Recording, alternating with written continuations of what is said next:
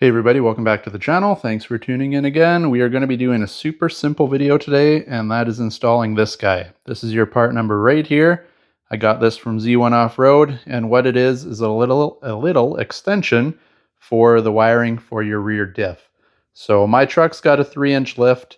I've removed the sway bars recently, so with the lift and the extra flex with the sway bar removed, the wires are pretty tight. By the time it's fully drooped, the wire almost looks like this when it's in there, so that's way too tight. You don't want to end up ripping stuff apart under there.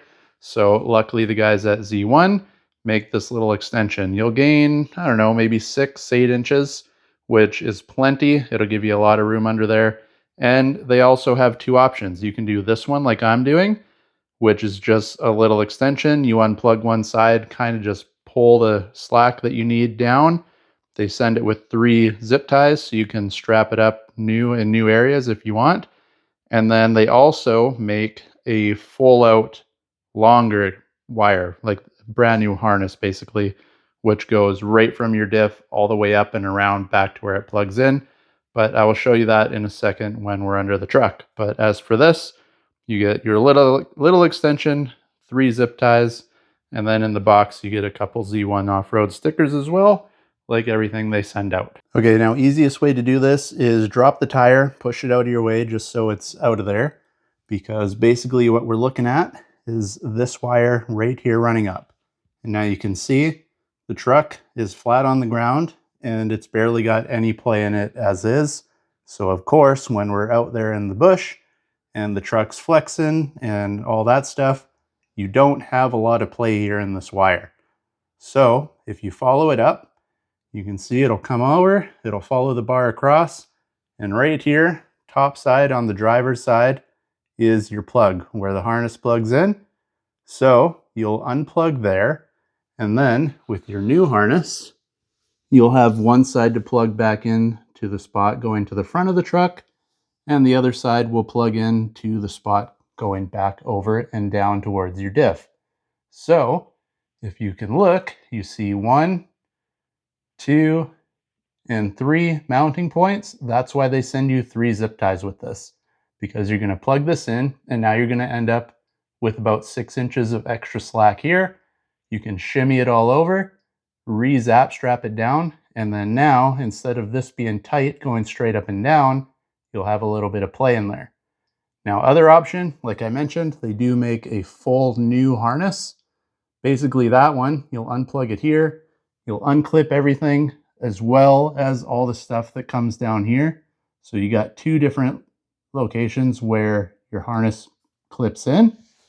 If I get a little closer for you, one on the bottom there, and then one right up here on the top. To make the whole harness, again, it's like 6 or 10 inches longer. I just didn't want to mess with the stuff actually plugging straight into the diff.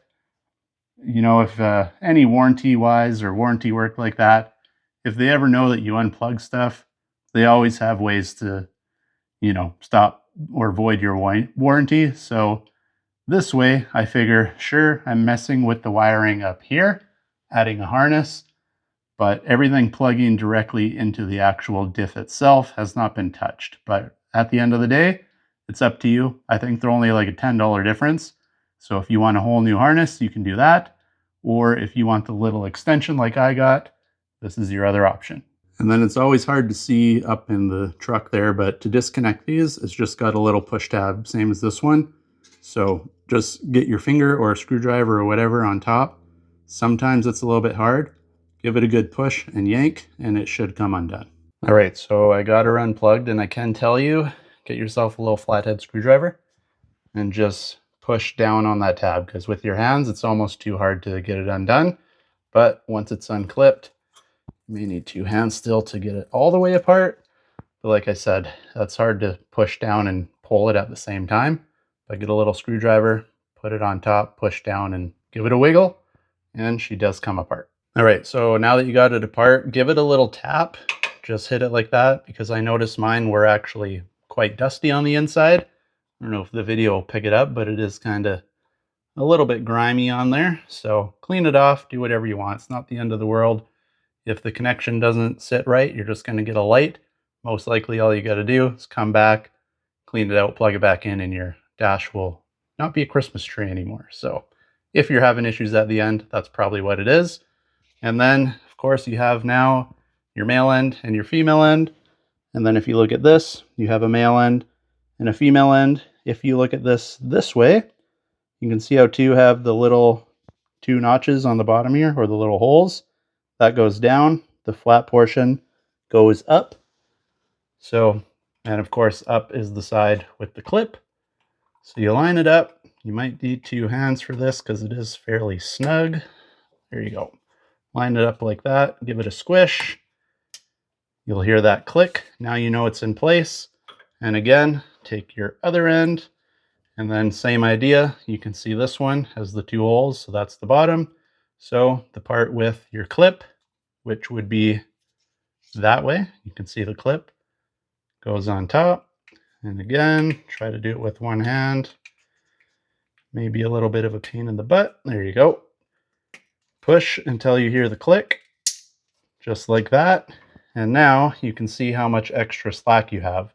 So what you're going to want to do is you can try to wiggle it, but you can see that's pretty snug.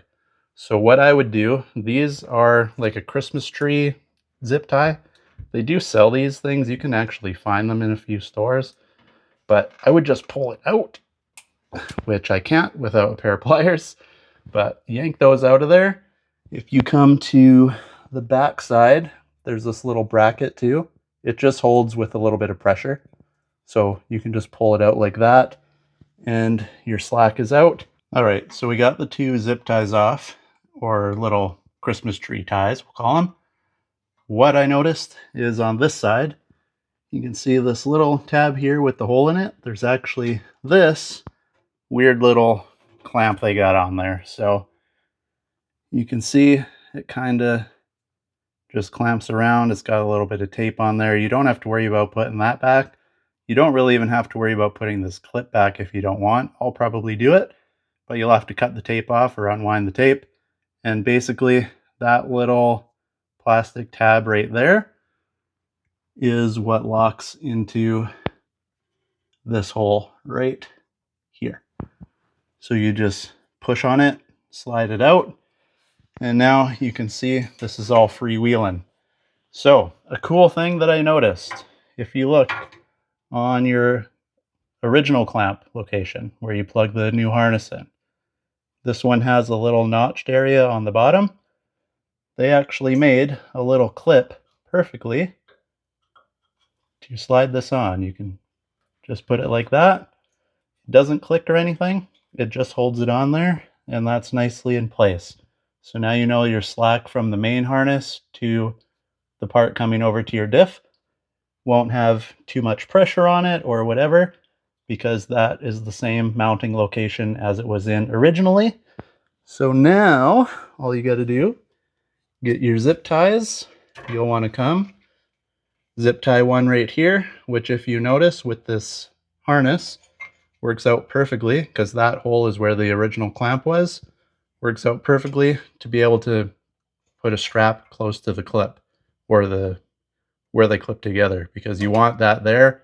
Not that it's necessarily needed, but there's always a little more weight, of course, where the two plastic piece meets. All right, and before we get it back together, I thought I'd just quickly show you this clip, because they always come up with such stupid clips for these things. Can't just be something simple.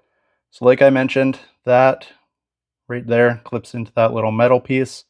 It'll slide in. You just slide it that way, opposite of the arrow, till it clicks, and that'll hold it in place. But then this side is the actual clamp to hold around the wire. So you can see you got three little barbs on there. And then if you look in here, when it clips in, if you can see it, it kind of hooks around the inside of that. You can see right there. So when you put this in and we close it, we'll just go to the first notch like that. Now when you pull back, you can see right there, it hooks. So in order to get these off, you have to push it in slightly, get your screwdriver right here. This is going to be too hard to do with one hand. You need two hands. But put your screwdriver in like that, and just lift this little rectangle part right here.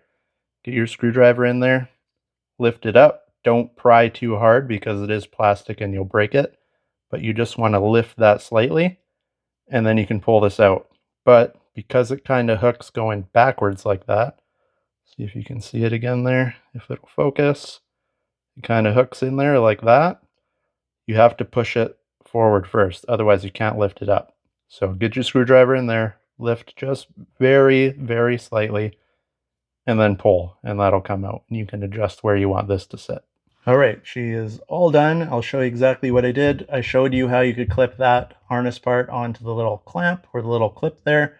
So that gives you the right spacing to have no extra tension or anything here. Keeps your wires from fraying and pulling out over time. Then if you follow this way, that little hole here is where the first zip tie was. I strapped it down. You don't have to worry about going too hard on this. Just don't strap it too close to the harness because, again, you'll pull the wires and you have a chance of them pulling out over time. Then you follow along more. Second hole, second zap strap. Then I left a little bit of a loop up here. I'll show you why in a sec. But for reference, this first clip here, that's the one that was clipped to the original hole over here. I put about 2 inches away from the second hole. Do a little bit of a loop under here. Put that weird black clip back on. Again, you just slide that thing back on, arrow pointing forward. Clip it down, squish it. It's easy to do with just your hands. Then again, this goes into the little steel bracket. And then this is your second clip there that I showed you. It's about 1 inch or so away from here, reference-wise, if you want to do it exactly like I have done it. And then now, if you come down here and look, you have tons of slack. And reason I left a little loop up there is because it's never going to happen. It's not going to pull over that far. But if you see, if I push this, it's just long enough now to touch the exhaust. It'll never go over that far. With normal day-to-day driving and stuff like that, it's not going to flex that far. But again, with that extra little bit down here is just more. It could start to do this, and I didn't want it running into the exhaust. Not like it's going to burn through it in a second or anything like that, but again, just keeps it away. And then now you have tons of slack here. You can see the big loop. You can push this up. You're probably 6-8 inches, pretty much what the harness is, away from the bar here. And then down and around she goes. And then again, if you want to do the full harness, which is just a little bit more clips and stuff here, you got your one tie here. You'll unclip directly right here. This is another one of those ones. Like I said, get your screwdriver, just push that sucker down. That'll pop right out. Then it's just as simple as plugging it all back in. So if you want to do the extra little bit here on the end, again, they do make the harness. Myself, I just don't want to touch anything on the actual diff, because if something goes wrong, then they can't say I messed with anything other than just extending the wires. Really, all you've done putting this in is extend the wires. So again, super simply easy install. Takes only a couple minutes. The hardest part is probably dropping your tire down, and then you're good to go. We don't have to worry about pulling this out anymore. So if you like the video, like and subscribe. Hopefully this helped you out. Stay tuned for more. As you can see, the exhaust is pretty ugly. I think we're going to have to start working on something with that because it's not rusting, but up in Canada, surface rust is just a thing, and she's looking pretty nasty. So time to fix that up. So stay tuned. Hopefully you like this video. Like and subscribe. Share with your friends, and hopefully we catch you in another video. Thanks for watching.